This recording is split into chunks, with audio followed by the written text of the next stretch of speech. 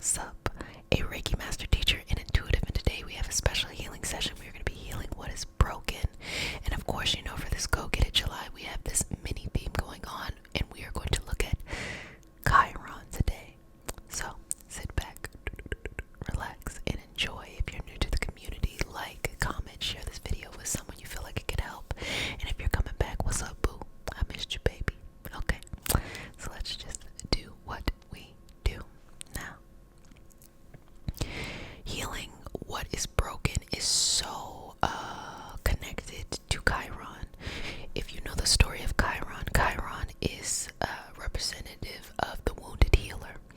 So Chiron is typically the area in your life where you're able to give to others, but you're not ever able to receive yourself. And so with the story or the mythology, it is, you know, being the one who is able to heal others, but having a looming, deadly wound that you will never be able to heal. But Chiron is actually really interesting because it shows us where we are the most compassionate. It shows us where we have the greatest level of empathy. It shows us honestly what our strengths are. Because when you really start looking at life, it's not about the things you're naturally good at or the things when things are going well. It's when your back is pushed against a wall. What is the beauty that you can create in that moment? And Chiron gives us all this practice. So we all have a Chiron in some sign. So right now, Chiron is in Aries. And so with Chiron in Aries, it has been in Aries since 2018 all the way to 2026. So it's familiar energy. It's nothing new. Also understand that Chiron goes retrograde, or is retrograde now, July 15th to December 19th. Now, I had talked about the other day how this Go Get It July is about huge transformations, but it's internal transformations that will have a delayed outcome around these dates. I'm talking about at the earliest September, but most likely October, going into December, and kind of closing up in January or February. And so what you do now will impact the future. Now, I want you to sit and think, have you ever thought about, like, you know, talking to your younger self and being like, man, if I could go back, I would say this or that to me? Well, this is the time to do that, because you are essentially your younger self, your past self right now, and you're able to create an impact in the future by doing what you need to do now in this moment. And so with Chiron and Aries, it is all about healing quickly. Chiron and Aries energy is like, you know, like a rapid pain. Like you'll get a bunch of little kind of painful things, but when you're ready to heal, you heal like that. You're like, I'm out, I'm doing this, I'm doing that. So this Chiron in Aries in retrograde is saying this is the moment where you really need to go in and be healing as rapidly as possible. And that means you have that burst of energy to be able to do it, that you have that a spark, that fire, that flame. So following that, now things can get broken all the time. It's okay. Sometimes it's self-confidence, sometimes it's a broken heart. You know, that could be love, that could be life. You know, when people depart, both in the physical and in, you know, not. And that can be a tough thing to get over. It can also be when you sit and you reflect on your life, and maybe you had wanted to be in a different place, or you thought that once you got to a certain place it was going to feel different. There's numerous things we could go through every house in our chart and, you know, sit and reflect on it. But the most important thing to do is really be sweet to yourself in your pain. Give to you what you give to others, even if it feels uncomfortable. So, like, I can say from my first-hand experience, my Chiron is in Cancer. My Mercury is also in Cancer too. So I'm very nurturing, very motherly, very sweet. And that's just how I am. That's kind of just my personality. But I've lived a life where I didn't have that at all. You know, I've had people who were nice and sweet, but the most of my life has been not receiving that. And it feels uncomfortable at times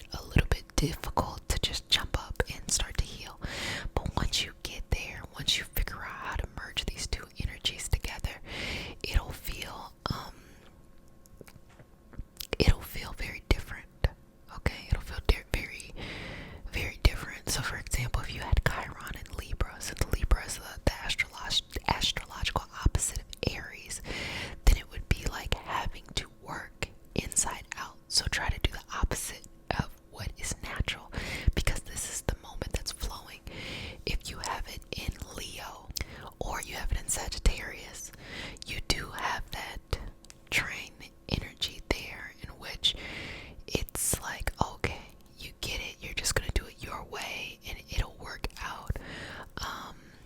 And then, just different energy that goes and flows with the relationship of these things. But I just want to take some time to clear away maybe some stuff. Just let it go. I think we all thought once you get over 2020, everything was smooth sailing. And then 2020 actually uncovered so many things that needed reflection, removal, healing. And so now we just spending our time dealing with that. 2020 made or broke people left and right. It's not funny, I'm just saying that it's like, damn, could there be anything else? What the fuck is 2022 gonna look like? But it's less about that and more about be grateful for the opportunity that you know something about yourself that you were not aware of before. That's power. That's beautiful right there. That the universe, God, whatever it is that you believe in, is giving you an opportunity with your own hands, your own energy, to heal areas of your life for your highest vibrational self. No one needs to save you. No one's gonna come out and make it better. Someone hurt you, you're still waiting for them to apologize. Don't. God has given you the opportunity to do it yourself. The universe has given you the correct timing, or whatever it is that you feel like you connect to.